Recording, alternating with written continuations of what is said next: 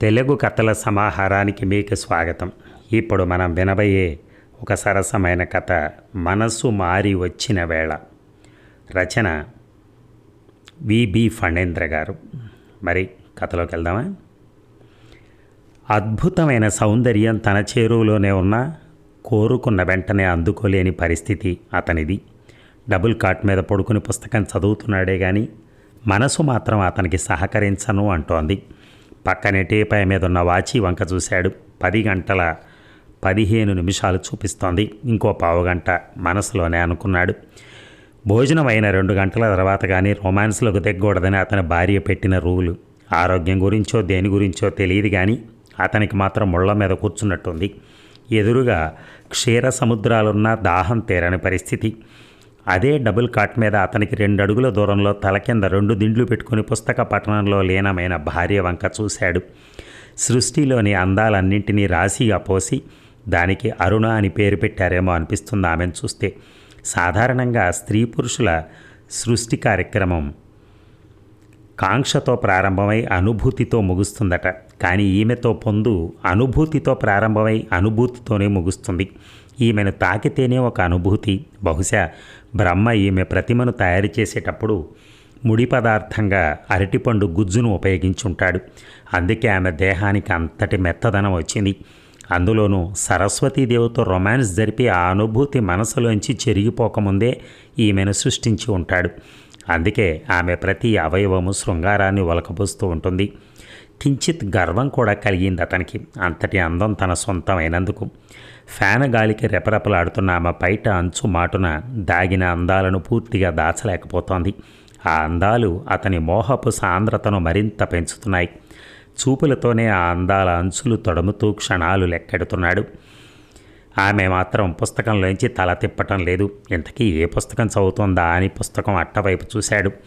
చట్టము, దాని పరిధి, అక్షరాలు కొట్టొచ్చినట్టు కనపడుతున్నాయి. చచ, ఏ సమయంలో ఏ పుస్తకం చదవాలో బొత్తిగా తెలియదు. ఆమె శరీరం అంతా శృంగారంగా ఉంటుంది కానీ మనసు మాత్రం దాని గురించి ఆలోచించదేమో. మనసులోనే అనుకుని ఏదో చెప్పబోయేంతలో ఆమె అడిగింది, ఏమండి, చట్టపరమైన హక్కుకు ఒక ఉదాహరణ చెప్పండి. భర్త భార్యను ముద్దెట్టుకోవటం టక్కని చెప్పాడు అతను. యూ అంటూ మూతిని బిగించి పక్కనే ఉన్న తలగడతో కొట్టబోయింది. ఆగు, కోపంగా చూడకో. భార్య భర్త కేసి సెక్సీగా చూడాలన్నారు పెద్దలు. అందుచేత అభినయం మార్చు. అయినా నేను చెప్పిన దాంట్లో తప్పేం లేదే. నేను అడిగిందేమిటి, మీరు చెప్పిందేమిటి? పెదవుల మధ్య దాగిన నవ్వును పైకి కనపడనీయకుండా జారిపోయిన పైటను సరిచేసుకుంటూ అడిగింది. చూడు పిల్ల, వృత్తికి ఆలోచనలకి దగ్గర సంబంధం ఉంటుందని సైకాలజిస్టులు చెప్తారు. అందుకే మనం మాట్లాడే మాటల్లో వృత్తిపరమైన పదాలు ఎక్కువగా చోటు చేసుకుంటాయి. ప్రేమంటే ఏమిటని ఓ లెక్కల మాస్టర్ని అడిగారట. ఆయన ఏం చెప్పాడో తెలుసా? ప్రేమ ఆల్జీబ్రా లెక్క వంటిది. ఈక్వేషన్లో ఎన్ని అడుగులేసినా ఇరువైపులా విలువ సమానంగా ఉన్నట్టు ఇరు హృదయాల్లోనూ ప్రేమ సమానంగా ఉంటుంది అని. అదే ఒక కెమిస్ట్రీ లెక్చరర్ని అడిగారట. ఆయన ఏం చెప్పాడో విను. 2 హృదయాలు కలుసుకున్నప్పుడు అవి 2 రసాయనిక మార్పులు చెంది ప్రేమ అనే కొత్త పదార్థం పుడుతుందట అని. అందుచేత నేను చెప్పిన దాంట్లో తప్పేం లేదు, ఎందుకంటే నేను తెలుగు మాస్టర్ని కాబట్టి. మీకెప్పుడు అదే ధ్యాస. భర్త చిలిపిదనాన్ని మనసులోనే మెచ్చుకుంటూ తిరిగి పుస్తకం అందుకుంది. అది సరే కానీ టైం 10:30 అయింది. ఆ పుస్తకాన్ని పక్కన పడేసి ఆ చేతుల్లోకి నన్ను తీసుకుంటే బాగుంటుందేమో. యుద్ధానికి సిద్ధమైనట్టుగా లేచి చెప్పాడు. ఈరోజు ఆ ప్రోగ్రాం క్యాన్సిల్ చేస్తే బాగుంటుంది, పుస్తకంలోంచి తల ఎత్తకుండానే చెప్పింది. అదేమిటి?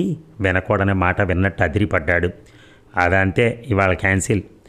అదే ఎందుకని, ఎందుచేత అని అడుగుతున్నాను. కొద్దిగా బాధ, సీరియస్నెస్ ధ్వనించింది అతని మాటల్లో. మొదటి రాత్రి నాడు మనం ఏమని తీర్మానించుకున్నాం? జ్ఞాపకం తెచ్చుకుని చెప్పండి. ప్రతిరోజు శృంగారంలో కొత్త కొత్త ప్రయోగాలు చేయాలనుకున్నాం. అది కాదు అన్నదామె. ఇంకేమిటబ్బా? ప్రశ్న తనే వేసుకుని ఒక క్షణం ఆలోచించాడు. 2 ఏళ్ల దాకా పిల్లలు వద్దనుకున్నాం అని చెప్పాడు అతను. కదా, ఆ పిల్లలు కలగకుండా ఉండడానికి ఉపయోగపడే సాధనం లేదు. నేను ఇందాకే చూశాను. అదేమిటి? నా లెక్క ప్రకారం ఇంకోటి ఉండాలే. కంగారు ధ్వనించింది అతని మాటల్లో. సరిగ్గా చూసుకోండి మాస్టారు, పోయిన ఆదివారం ఒకటి ఎక్స్ట్రా వాడాం మనం. ఆ మాట పూర్తి కాకుండానే లేచి డ్రాయర్ వెతికాడు. అది దొరకలేదు. అది ఇప్పుడు కావాలంటే 10 కిలోమీటర్ల దూరం వెళ్ళాలి. ఇక్కడ సెంటర్లో ఉన్న షాపుల్లో దొరికి చావదు అనుకుని సర్లే ఒక్కరోజు కొంపలేమో నీ పోలే నచ్చ చెప్తున్నట్టు చెప్పి ఆమె నాభి మీద చేయి వేశాడు మృదువుగా. ఒక్కరోజు పస్తుంటే ఏమీ కొంప మునిగిపోదులేండి అతని చేయిని తోసేస్తూ అంది. అంతేనా? అంతే.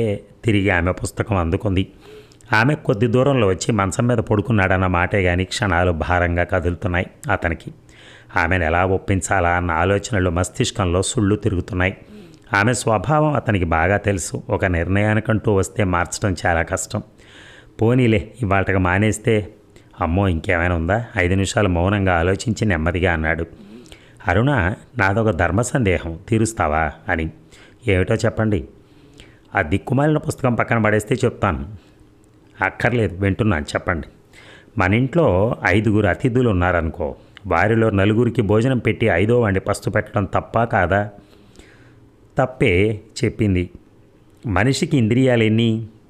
ఈ ప్రశ్న ఏమిటి అన్నట్టుగా చూసి 5 అని చెప్పింది కదా. భగవంతుడు 5 ఇంద్రియాలకు కూడా ఆహారం సమకూర్చాడు. అది అందినప్పుడే మనిషి పూర్తి ఆనందం పొందుతాడు. నోరుకి మంచి రుచి కావాలి. నువ్వు వండే వంట అమృతం అనుకో, అది రోజు ఉంటుంది. చెవులకు మంచి సంగీతం కావాలి. అది ఈరోజు పాత సినిమా చూడటంతో దక్కింది. కంటికి మంచి దృశ్యం కావాలి. దానికి కూడా ఈరోజు మంచి భోజనం లభించింది. ఏమిటది? పొద్దుట చూసిన ఆమె నగ్న సౌందర్యాన్ని గుర్తుకు తెచ్చుకొని చెప్పాడు. ఇక ముక్కుకి మంచి పరిమళం కావాలి. నీ జడలో పెట్టుకున్న మల్లెపూలు ఆ పరిమళాలు అందిస్తున్నాయి. ఇక 5వది సృష్టికి అతి ముఖ్యమైన ఇంద్రియానికి ఆర్ధోక్తిలోనే ఆగాడు. ఈరోజు మాత్రం లేదు. అతని మాట పూర్తి కాకుండానే చెప్పింది. అరుణ ప్లీజ్, ఈ ఒక్కసారికి నా మాట వినవా? బ్రతిమాలాడు అతను. వేనాను అంది మొండిగా. నిన్ను చూస్తూ ఇలా ఖాళీగా కూర్చోలేను. అదేం విచిత్రమో కానీ నీ ఖాళీ బొటనవేలు కూడా నాకు ఉద్రేకం కలిగిస్తోంది. ఆ భగవంతుడు నీలో అంతట అందాలు గుమ్మరించాడు.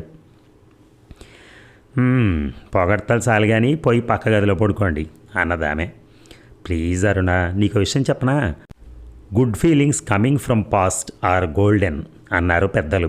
రేపు నేను ఆనందంగా ఉండాలంటే ఈరోజు మంచి అనుభూతిని పొందాలి కాబట్టి అంటూ ఆగాడతను. మీరే చెప్పారుగా 4 ఇంద్రియాలు మంచి అనుభూతి పొందాయని. వాటిని దలుచుకుంటూ రేపు గడిపేద్దురు కానీ. రేపు ఉదయమే వెళ్ళి కండోమ్స్ 1 సంవత్సరానికి సరిపడా తెస్తాను, సరేనా? బుజ్జగిస్తున్నట్టు అన్నాడు. అలాగే, అవి తెచ్చాక చూసుకుందాం. నా మాట వినవా? వినను. అల్లరి చేయకుండా బుద్ధిగా పడుకోండి. మనం మన భవిష్యత్తు గురించి ఒక నిర్ణయం తీసుకున్నాం. దానికి కట్టుబడి ఉంటే ఆ భవిష్యత్తు బాగుంటుంది. ఆవేశం హద్దు మీరుతున్నప్పుడు దానిని వివేకమైన ఆలోచనతో ఎదుర్కోవటం మంచిది. ఇక ఈ విషయం ఇంతటితో మర్చిపోయి ప్రశాంతంగా పడుకోండి. ఇక లాభం లేదన్న నిర్ణయానికి వచ్చి ఒక నిట్టూర్పు విడిచి ఒక క్షణం మౌనం వహించి అన్నాడు. సరే అయితే కాసేపు నీకు దగ్గరగా పడుకుంటాను.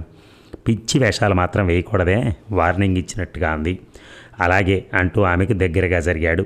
కాలం వీరిని పట్టించుకోకుండా సాగిపోతుంది. ఇంకా ఎంతసేపు చదువుకుంటావు? ఆమె మొహంలోకి చూస్తూ అడిగాడు. ఇంకో అరగంట. ఏ? అబ్బే ఏం లేదు, లైట్ ఉంటే నాకు నిద్ర పట్టదు. మరి లైట్ ఆర్పేస్తే మీరు పక్క గదిలో పడుకోవాలి. అలాగైతే వద్దులే, చదువుకో పర్లేదు. ఆమెకు మరింత దగ్గరగా జరిగాడు. ఆమె పుస్తకంలోంచి మాత్రం తల తిప్పటంలా. కాసేపటికి ఆమె గుండెల మీద బరువుగా అనిపించి చూసుకుంది. అక్కడ అతని చేయి లయబద్ధంగా కదులుతోంది. చేయి తీయండి ముందు, లోపల కలుగుతున్న అలజడిని కప్పిపుచ్చుకుంటూ చెప్పింది. అదేమిటి, టిఫిన్ కూడా తినకూడదా? తీస్తారా లేదా?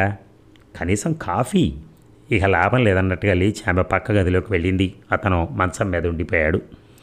ఇక తలుపు వేసుకుని లైట్ ఆర్పి మంచం మీద పడుకుందే కానీ ఆమె ఆలోచనలన్నీ అతని మీదే ఉన్నాయి. పాపం అనుకుంది. కానీ అది ఒక్క క్షణమే. అతనికున్న టెంపరీ ఉద్యోగం పర్మనెంట్ అయ్యే వరకు ఈ జాగ్రత్త తప్పదు. కొన్ని సాధించాలంటే కొన్ని త్యాగం చేయాలి. మాతృత్వం అంటే ఏ స్త్రీకి ఇష్టం ఉండదు. ముందు ఆర్థికంగా నిలదొక్కుంటే పుట్టే పిల్లల జీవితం ఎంత బాగుంటుంది. ఆలోచనలు పక్కన పెట్టి నిద్రపోవడానికి ఉపక్రమించింది. అరగంట గడిచిన నిద్ర ఆమె దరికి రాలేదు. తన గుండెల మీద అతను చేయి వేసినప్పుడు ఆమెలో స్త్రీత్వం మేల్కొంది. అప్పుడే లాభం లేదు. వయస్సు తన కోరికతో మనసును రెచ్చగొడుతున్నప్పుడు ఆ మనసుకి ఇష్టమైన మరో పని చేయటం మంచిది.